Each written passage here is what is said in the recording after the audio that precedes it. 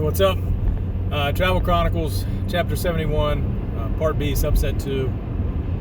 Just continuation off of this morning. Talking about the race. Just to recap real quick, the boys didn't make it to state, unfortunately. They ended up 9th in the region, which is really good. It's a tough region. There were 29 points out of being able to make it to state. And they... Elijah finished 70th overall, 4th on the team, and 1806. So, like I was saying this morning, it's not a horrible run for him, but it's not the best effort. It's not the best that he's ran there. I think he ran 17:35 last year. That still wouldn't have been good enough to get him to state if he'd ran the same effort. If somebody would have ran, I think 17:21, they may have, or maybe 17:15, they may have qualified, but it had to have been, either him moving up from fourth to first for the team, or the fifth guy running a lot better. And I think, thinking about the race, I think the conditions did play a lot into it. There's a couple things working against him. One, the race started at noon. Okay. And the girls actually ran at 10 o'clock in a different division. Now, if they had been in the same division, the girls would have ran after the boys. The boys would have been the first run, running at noon. That meant they would have got an extra 2 hours of rest. They wouldn't have had to been at the school until, I think, 8:30 and leave at 9, to probably get there around 11. And that would have been, that would have been ideal. That would have been ideal, really. They could have slept another 2 hours, got their breakfast and not been completely out of whack. As it was, they had to be there for the girls' race, which means they had to leave the school at 6:30.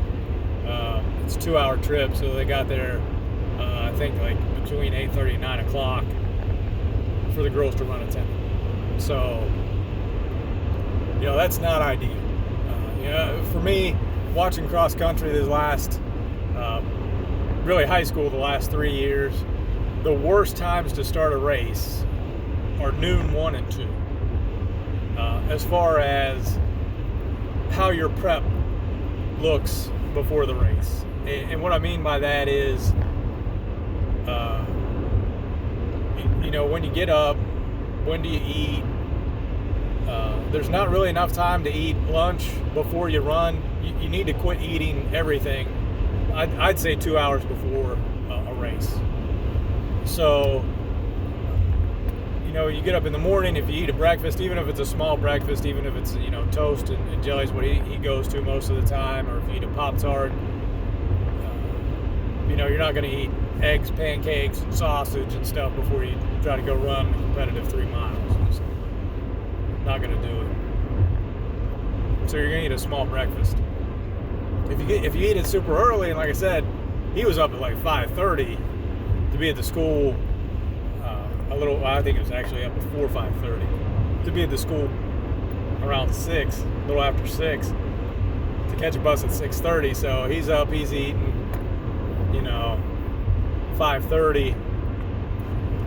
You got to eat again before that race, at least something small, even if you're eating like banana, maybe a protein bar. I wouldn't eat some protein bar. You need something that's more carbohydrate related, maybe a granola bar, raisins, something easy to digest, something that's not going to lay on your stomach. It's complicated to digest. You're going to be able to get the energy from it, and you need to eat that around like 9 o'clock. So you're still on the bus. Well, maybe as soon as you get there, you eat that snack, and then you have to be done eating until the race. And same thing with hydration. You almost need to be done drinking, bottles of water or anything 2 hours before a race. And then from that point, it's just sipping up until maybe, 45 minutes or so. And then you almost want to be done ingesting liquids. Maybe one last ingestion, like right before you go to run, just to make sure your mouth's, is as wet as possible so it doesn't dry out. That's about it. And if you you start messing with those times, if the times get kind of screwy on you when the start time is and stuff like that, that messes with the race. So that was another thing that worked against him. And the course itself, even though the conditions of the day were a little on the cool side, it wasn't freezing cold by the time they ran, and the sun was out, kind of like it is here. But sun's out. It had rained, almost every day during the week, so the course was soaked, and it was soft. And when you're as big of a runner as he is, you're north of 170. Even if all that's muscle, or everything on your body's going towards helping you run, you're still sinking into the ground. You're going to sink in more. That's just physics.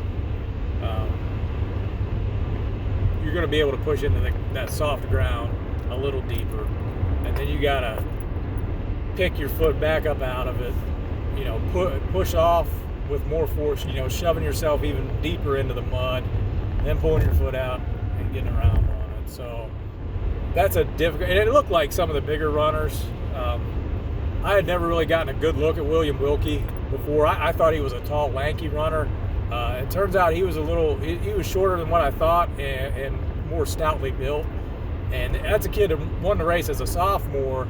I'm guessing he was a little thinner, but this year he actually came in 6th and ran like a 16:30. So, you could tell just, by somebody who won this race before and ran like a 16:05 or something, or 16:06, and then ran like a 16:04 last year, and he runs a 16:30.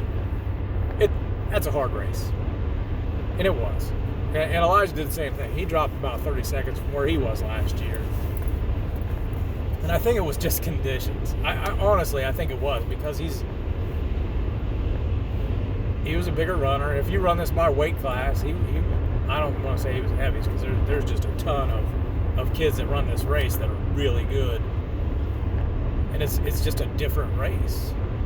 And you have to be content to be able to go out there and run your race. And I think for the most part he did. He said he had a side stitch. He told his grandfather that. I haven't talked to him about the race.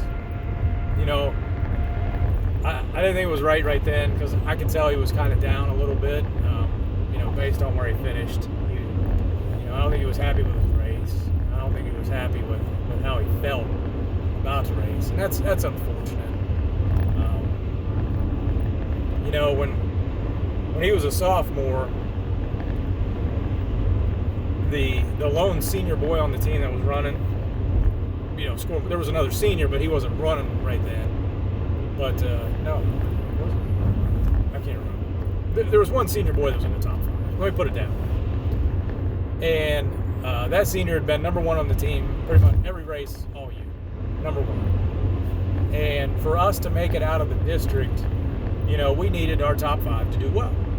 We did at that point, to be in the top 6. And it just so happened, and I don't remember what time that race was. I don't remember if it was one of those early afternoon races or not right now. I always look back and see. But that kid cramped up. Elijah did the same thing his freshman year. He cramped up bad. He ran a 20-minute race. And this kid had been running 17:30s like clockwork. It's like, well, when do you think he's coming in?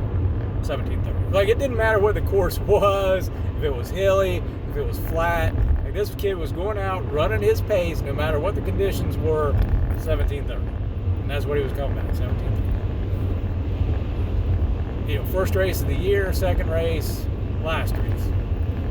He may have improved a little bit in the last couple of races, but he gets to districts, and he's cramping, like right from the get-go. He's dropping back. I went and I told Elijah, like during the race, I was like, hey, he's cramped. He's done. You guys, you got to step it up. And he ended up finishing 8th that race. One of the best races he's ever had.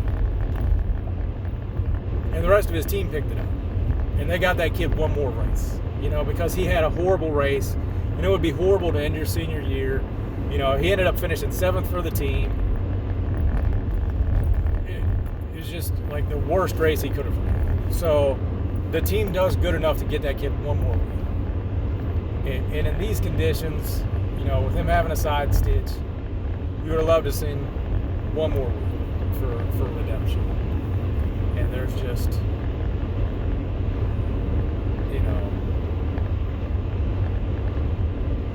no way you're going to get it. It's unfortunate. But to be, and this is the thing with that team, right? If they would have had Jake Bishop from 4 years ago, or even the junior Jake Bishop, they'd have qualified for state. You could have subbed him in for any one of the top 5 guys, and they'd have made it. Because they just needed one guy to get in the top 15, top 10, and they'd have been in. That'd have been enough points. Because our first guy came in, I think 49th overall, but 36th for team. So even if you move him up, to the top 5, that's it. You're in.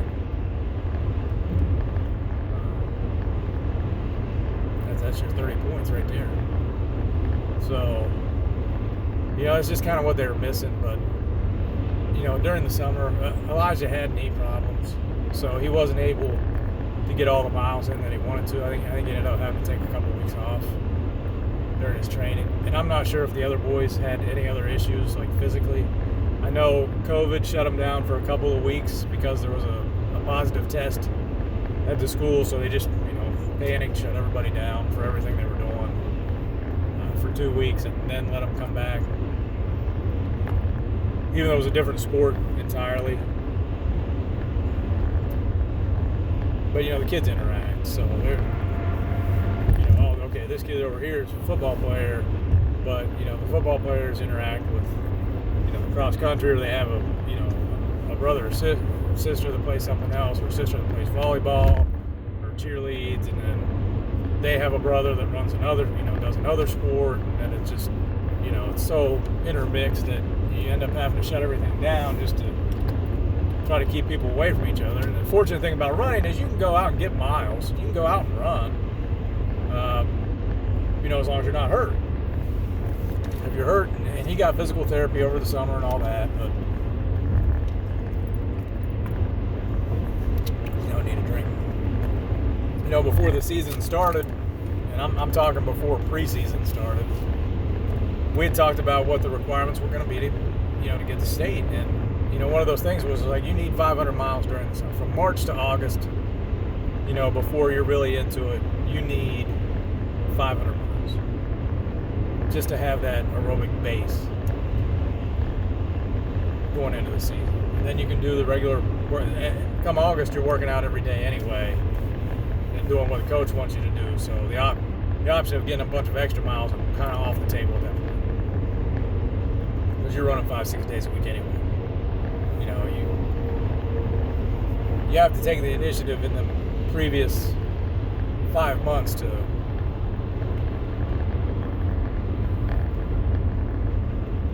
get the work in. And him being at the weight he was too, I knew it was going to be difficult. So, I had proposed, maybe you should try to shoot to get down to 160, and that didn't happen either. If he'd been lighter coming into that race, is it 29 spots for the team scoring? Does he finish first for the team? But it's just one of those things. Being the parent that I am, I don't want to sit there and go, you need to do this, and you need to do that. Thinking I know better. You get there in that day and you get the side stitch, maybe it doesn't matter anyway. And it happens to come down to whatever the prep was and the timing was. And, you just look back on it when things don't go right, then you try to analyze it and see, well, what would it take to fix that? What would it take next time to do better if you're in that situation? And, to me, clearly what he did, just trying to come in with the work he had put in before, it wasn't enough. And Ohio is insane hard to get to state in cross country. It's ridiculous. You have a state like Virginia that has a smaller population than Ohio, they run 5 classes. They run 5 divisions. But I think they do it by A, so they have single A to 5A is how it's broken up. And I don't know how many kids or teams they let run at the state level. Maybe it's only 16 teams. Even so, Ohio would still expand by, if you cut off 12, but then add, 32 back in to that, that's an extra 20 teams. Yeah. That you're letting in essentially another division, even if you did it that way. But I don't know why you wouldn't let 20 run. I mean, right now, this is how the state of Ohio works. You have over 900 schools in Ohio. Now, I'm not saying they all have cross country. Maybe it's only 220. I think it's around 220 per division. So that's 660 schools that are running cross country. Boys wise. So at the end of the season, and maybe some of those schools don't have enough for full teams, but by the end of the season, you're down to 20 teams in each division. That's 60 schools. So at the state level, 660 schools, 220 per division, you're down to 20 schools per division. Right. And, something like 150, 160 kids at that point. Because there's not a lot of, just individual qualifiers that aren't associated with the team at that point either. So 150 kids per division, 20 teams, and it's just it's so ridiculously hard. You're down to 60 schools, and it used to be worse than that. It used to only be 48, and you probably had more teams with more runners at that point too. So to be a state qualifying team, even 6 years ago was tremendous. And that's one of the things, in this area. If you're a good team, if you're winning the OVAC, okay, you're not even a state team. You could win a division around here, and going to the regional is really something from a team standpoint around here, because getting out of the region, there's 3 districts that feed our region. There was 3 teams from another district that made it through. 3 teams from the other district, so they run 2 district races, but there was 3 teams total out of that district that made it through, and 1 from our district that made it through the state. That's how tough it is. It's whoever wins that district, our district, may have a shot, depending on how good the team is. Because when you come to the regional, there's just that many good teams from these other 2 districts that are going to make it. And the team that beat us in the OVACs, they were a 5A school in OVAC. We're a 3A, but we're both competing in Division 2 in Ohio. It's so maddening, because we shouldn't even be close to some of these schools population. Even if there was 4 divisions, we'd be running in a lower division. Whatever you want to break it down. If you want to do 5 or 4, and every other sport has at least 4 divisions in the state of Ohio. There's at least 4A. I just do not understand why we can't get to, another one more division in the state for these races. And even if they're like, oh, well, it's too long. Oh, that'd be too long of a day. It's like, that's 20 more schools you're given an opportunity to run at the state level. 30 more kids that are going to be all state. They're going to have a chance at, scholarships and different things that, they're not getting a point. That's not worth it. Another state champion. The kids that I made before, Division 3 is a little bit easier. We had one kid make it from this area, Division 3, and I think that was it. The other good runner from this area, Division 3, didn't make it, and nobody out of Division 2 did. So Ohio is completely ridiculous. But as far as the race went, I'm going to go a little bit further here. I'd love to cut it off, but for me, this was the most nerve-wracking of a race I've ever been to. I've never really been nervous before a race, and it was a little chilly. Like I said, it wasn't freezing cold, and I was sitting there like this before the race, like literally like this. Like I could not stop shaking. Teeth were chattering. Just, so all kinds of nervous energy. And, I could not wait for that race to start so I could start moving. And I ran my butt off during that race. I did. That course is weird. You can see the start of it. I watched them start. They go down, they make a loop, they come back, then they go into the woods. And, at that point, they're about 3 minutes in. And then from where they enter the woods, you can run, and it's shorter, but it's still about 250 meters or so to get to the mile marker. And I ran to get to that point, so I could see him come through. I got there before he did. And then I sat there and I tried to pull up the times. I looked at the times for, maybe like 20 or 30 seconds. And then I was like, I got to go. I got to try to see him come through and just encourage him, whatever I can. If I can give a little bit of positive energy to him while he's running. So I took off to try and get across the parking lot. And I made it right as he was coming through. And it surprised the hell out of me that I made it. And I seen our first boy come through. And then I think he was second at that point. There was another kid gaining on him. And I seen him come through. I just encouraged him. And I was like, well, I can see where they're going to get, mile 2. I'll see him come out of the woods. I'll just walk over there. So I made my way to that point where they come out of the woods. Waited there for, a minute or two. They come out of the woods, just try to encourage them. And then I took off back towards the mile marker. And I didn't know if I was going to make it or not before they came through, because it's kind of they run up and then kind of come back across in a straight line. And I had to kind of come down and run back up towards where that mile was. So it was probably a 500 or 600 meter run for me to get back to that marker where they have 800 meters left in the race. And I mean, I booked it across there and I heard footsteps. Somebody else was running with me. And once I got back across the parking lot, you got a decision to make. You can either go back towards the mile marker or towards the start finish.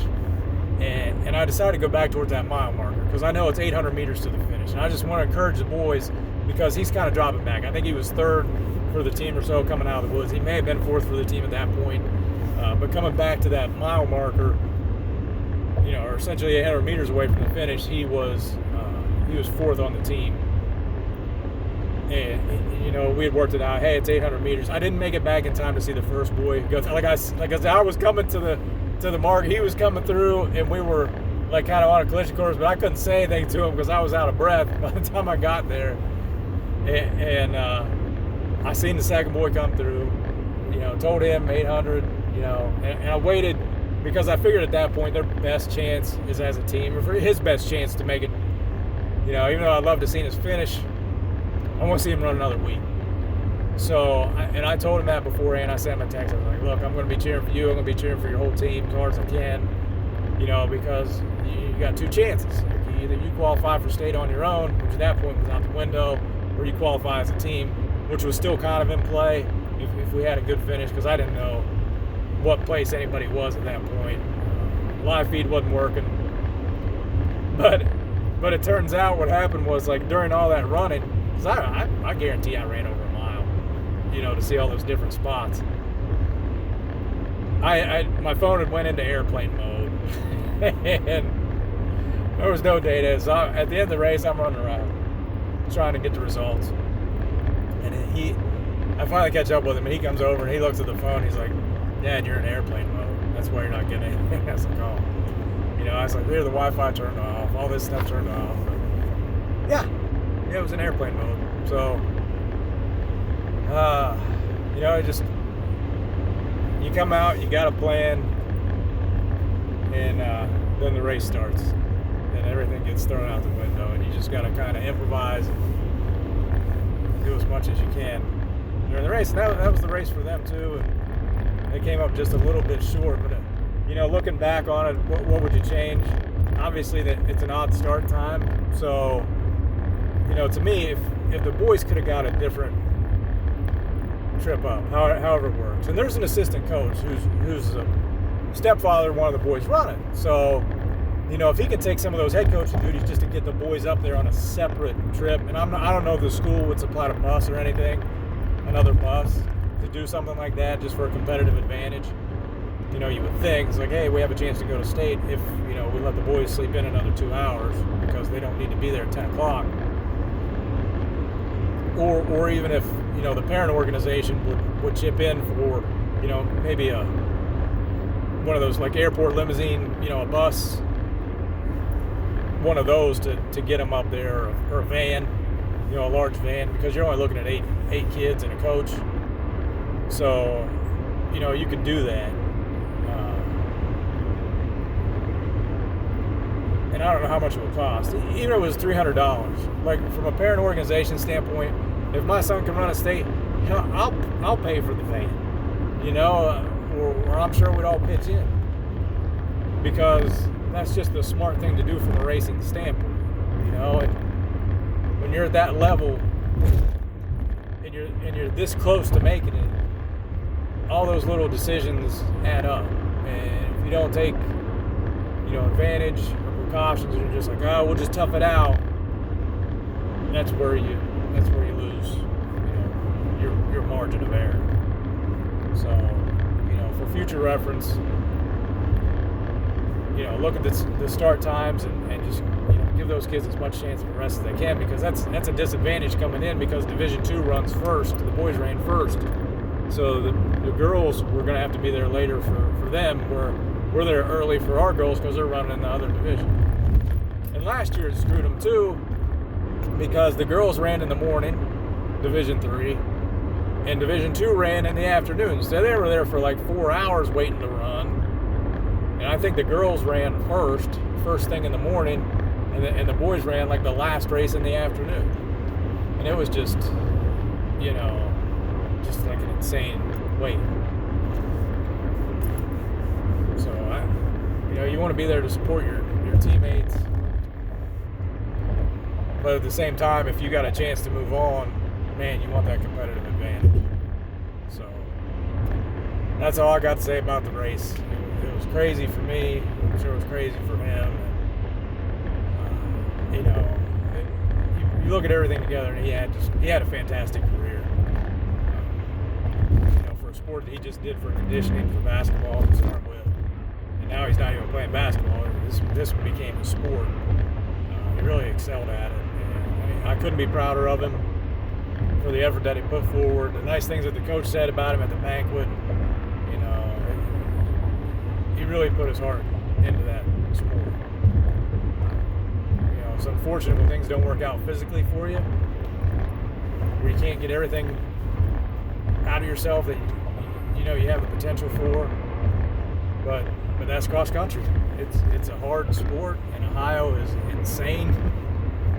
If you have a chance to run in any other state, I'd take it. Like, Ohio has three divisions. West Virginia has 3. They only run 3.